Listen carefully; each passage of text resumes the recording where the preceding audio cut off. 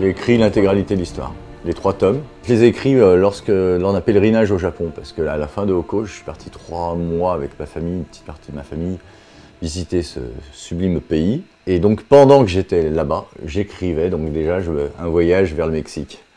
C'est un paradoxe de plus, mais je les cultive.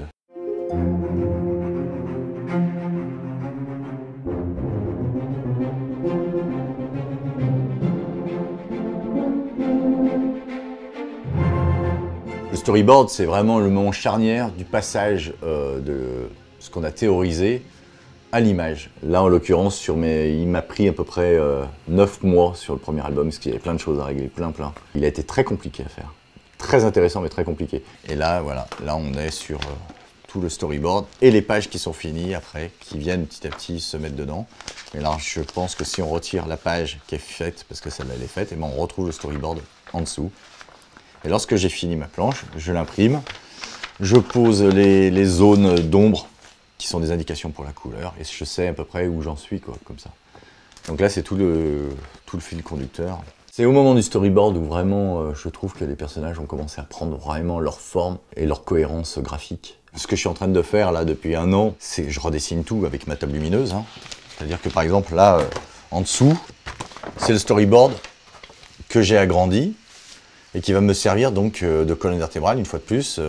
Les masses sont là et je vais rentrer dans le dessin et essayer de le perfectionner sans perdre trop l'esprit du storyboard, parce qu'il y a un côté très vivant dans le storyboard, c'est du dessin lâché, donc c'est dur, parce que lorsqu'on passe au moment du dessin et de l'ancrage, c'est là où on risque de perdre justement cette énergie qu'il y avait au moment du storyboard, et en même temps, il faut améliorer des choses, parce que si on aime le dessin un peu académique ou réaliste, bon ben, moi je peux pas me satisfaire du storyboard, donc je le redessine, voilà, je le fais en direct, hein, histoire de montrer comment ça se passe, quoi.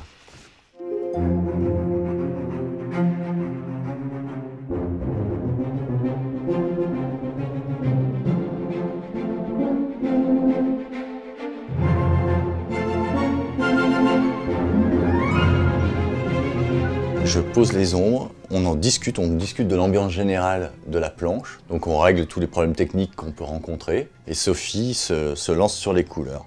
La couleur doit accélérer la narration et la compréhension. Elle permet une meilleure immersion dans le récit, je pense. C'est comme ça qu'il pense son dessin. En fait, quand il dessine, il pense aussi à la couleur, quelque part. Si ces planches étaient éditées en noir et blanc ou en monochrome, son ancrage serait pas du tout pareil. Ce qui fait que c'est très agréable, pour moi, de travailler sur son dessin. C'est l'une des dernières étapes. Donc ça fait bizarre, parce que c'est le moment où on voit finalement si la planche est réussie ou pas. Parce que la couleur fait apparaître aussi les défauts de dessin. Donc c'est le moment où on voit parfois les choses qu'on a ratées, ou même des éléments qu'on a oublié de dessiner. Donc, il y a un trait qui s'est arrêté, hop, il faut le continuer. On peut difficilement tricher avec la couleur. C'est un tel projet, un 180 pages, ça prend de la place dans la maison, vraiment. Et je trouve que le moment de ces couleurs, c'est un moment où on travaille, on est sur le même truc, quoi. Je trouve que c'est une union qui est très agréable. Voilà.